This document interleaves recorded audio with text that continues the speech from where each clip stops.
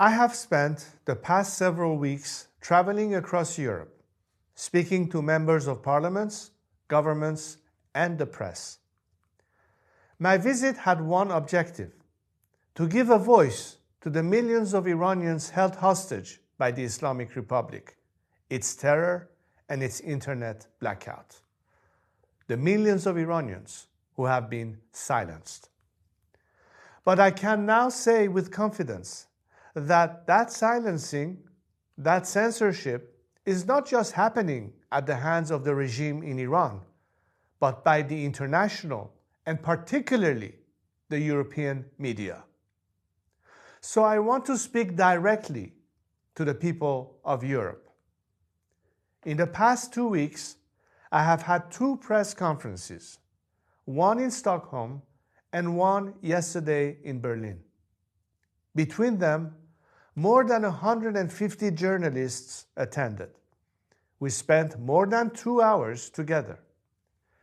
And in those 2 hours, not a single of the 150 journalists asked me a question about the 40,000 Iranians slaughtered on the streets of my country on January 8th and 9th. Not a single of the 150 journalists asked me about the 19 political prisoners executed in the last 2 weeks. When I told them that there were 20 political prisoners currently sentenced to death, not a single one of the 150 journalists asked me about them. When I stood next to a mother whose son was killed and a father whose son was killed on January 8th and 9th, and asked them to hear their stories, not a single one of the 150 European journalists asked them a question. Here, in the heart of a continent that claims to stand for human rights, justice, and dignity, its journalists have fully abdicated their professional responsibilities and even their moral objectivity.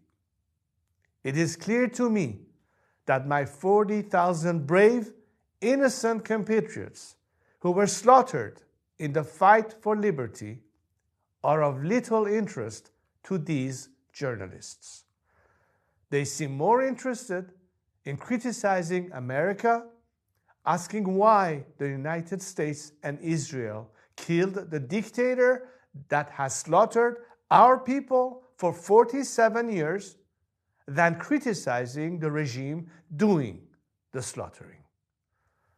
They seem more interested in asking questions about Iran's past and history than about what is happening in Iran today or about the democratic future Iranians are seeking. One member of parliament even told me they didn't think Iranians were ready for democracy.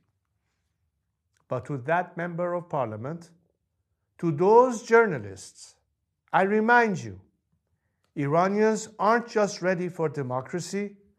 40,000 people just gave their lives for it. And I won't let that be in vain. So know this: whether or not Europe stands with us, whether or not your journalists do their jobs, whether or not your politicians demonstrate the courage to act, I will fight for my people and my country. Even if we have to do this alone, we will fight until Iran is free.